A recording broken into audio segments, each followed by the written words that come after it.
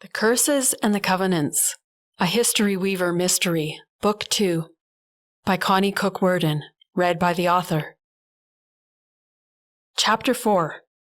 Our food arrived and I had barely begun digging into the mound of spicy fries slathered in Peggy's incredible gravy when Sarah stood up, waving and bellowing across the crowded cafe at a man just entering.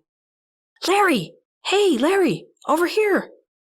I wanted to crawl under the table, but instead I smiled apologetically at the nondescript man in his 30s and a baseball cap and leather jacket as he made his way over to us. He didn't seem put out in the least by Sarah's display. Oh, right, I wasn't in the city anymore. There were cultural differences I'd forgotten. "Hey, Larry, come and meet one of my oldest friends and my cousin. She's just moved back to Beaver Row." "Hey," he said. He showed his slightly imperfect teeth in a friendly grin surrounded by a neatly trimmed sandy-colored goatee, and extended his hand to me. "Larry Massey." "Nice to meet you," I said, and I could tell my words sounded stilted and insincere. "I'm Angie Lyons." "Angelina Lyons," Sarah said in a tone implying the name should have significance to him. I could have strangled her on the spot. "Sit down and join us if you can," Sarah suggested, but Larry was still looking at me as though trying to place me. "Angelina Lyons. I know the name. Local girl makes good, right?"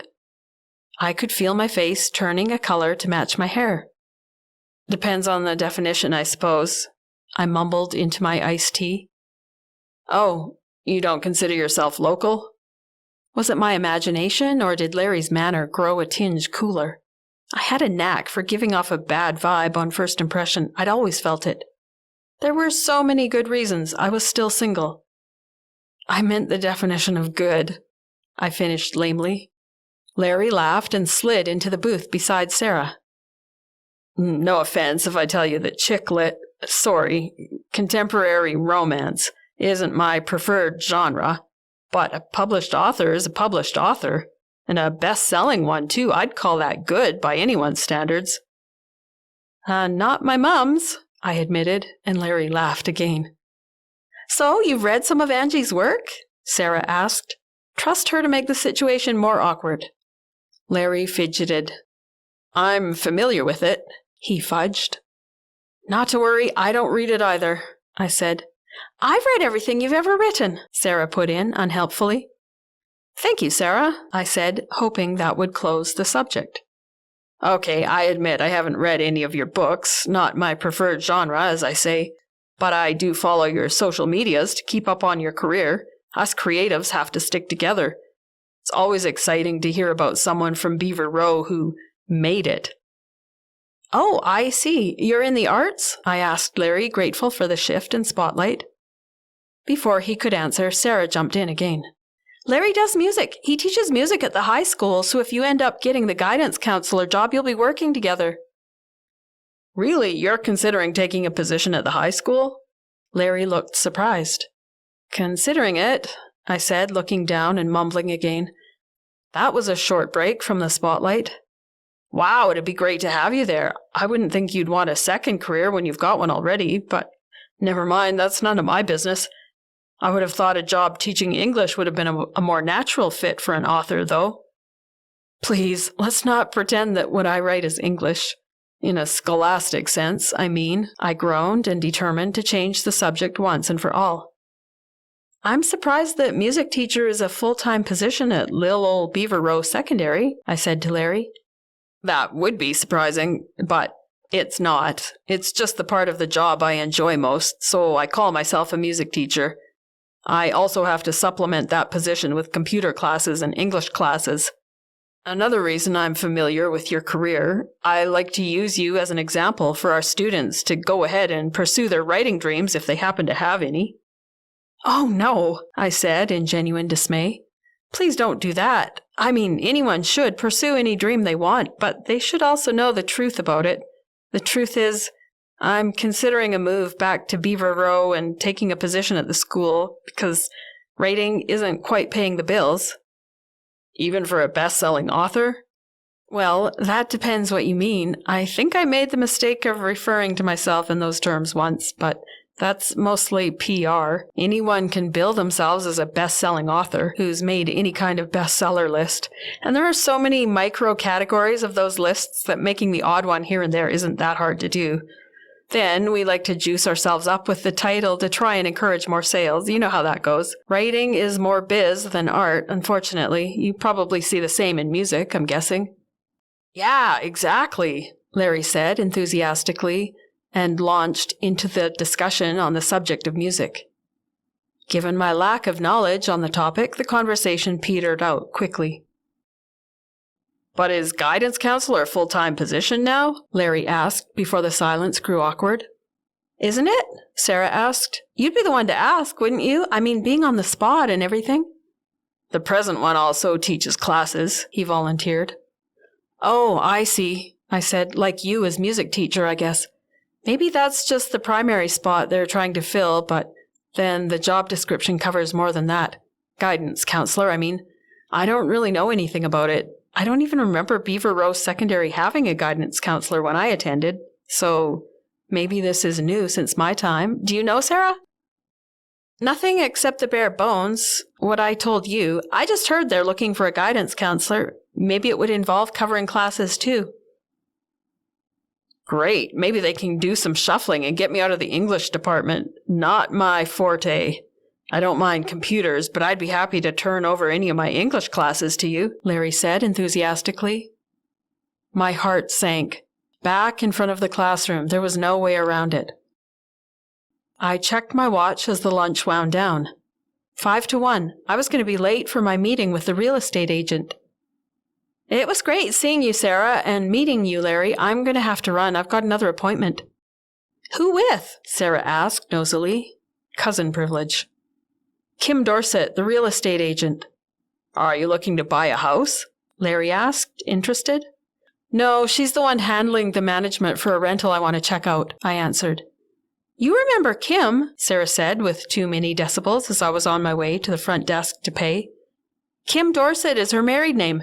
Kimberly Marlowe, you know her. Oh, right. I barely remembered her. I'd blocked a lot out. I drew a face in my mind, however, one of the popular girls I'd avoided all through school. Curiosity gained a toehold in my brain to see what had become of Kimberly Marlowe. Married, and a real estate agent at any rate. Say hi to Kim from me, Sarah called after me. I nodded vaguely. I never remembered to do it whenever anyone asked me to say hi to so-and-so. Same old social climbing Sarah, though. She and Kimberly hadn't exactly been friends from what I could recall, but Sarah had tried hard. The brunette at Peggy's Till looked familiar as well. A glance at her name tag told me why. Judith? Judith Meredith, right? Or, sorry, maybe that's not your last name now. It's Angie Lyons. Course, I recognize you, Angie. Yep, still Judith Meredith, she said in her low voice. She gave me a half smile. She'd barely changed since high school. She seemed just as reserved as ever. She was one of those quiet girls I thought would have made a good friend, but we'd never quite clicked somehow. I couldn't remember who her friend group had been. She hadn't seemed to need or want one. It's been a long time, she said, making conversation.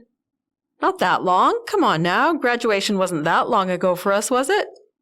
I didn't graduate with all of you, she said simply. I felt my face ripen.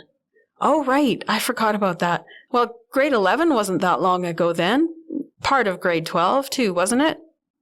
About halfway through the year, she answered. I'd forgotten that she'd disappeared from our school hallways abruptly. Being on the fringes, there had been some speculation as to her absence, but there had been no official story. Sarah was sure she'd dropped out because she was pregnant, but that would be Sarah's go-to suspicion. Yeah, I moved to Cherryton halfway through grade 12, Judith finished. Oh, there, mystery solved. So much for Sarah's suspicions. When did you move back again? I asked as I punched my numbers into the debit machine she'd handed me. Just the next year after I left, she answered shortly. I missed Beaver Row. Now I was curious to know what had taken her to Cherryton in the middle of grade 12. A likely assumption would be that her parents had moved there. Did she move back the next year on her own then? Sarah would have asked, but I wasn't Sarah, and I was late for my appointment. The Blossom Street address of the real estate office where I was meeting Kim Dorset was only a half block from Peggy's. Good news, seeing I was already late. The real estate agency shared a building with the local notary public, I discovered as I hurried up the walkway to the dual offices. That's handy, I thought, wryly. One-stop shop for real estate. You can buy or sell a place and sign for it all in one convenient location. I pulled open the door to the office and walked in. Kim was at a desk in a little room to the side of the receptionist. From the main desk, I could see her, and we made eye contact. I recognized the face instantly. Was I the only one who'd changed in the 15 years since high school? Sarah looked a little different, but she still seemed the same. So did Kim. At least her looks hadn't changed. Even her hairstyle. Big and blonde in carefully controlled waves that looked like a solid hour in the morning to do. "Kimberly Marlowe," I said. "Kim Dorset now, I see." I was always so bad at the forced bon ami, but then, who wasn't? She got up from her desk to meet me. It took a split second for the blank look to disappear and a big grin to take its place. "Angie Lyons," she said with enthusiasm. Kim faked it better than I did, no question. I decided the enthusiasm was purely professional. I was, after all, a potential client. "How have you been?" she asked. "Oh, good, good. How about you?" "Great, never better." "Good, good." And then I couldn't think of anything else to say. "So, are you back in Beaver Row, just visiting?"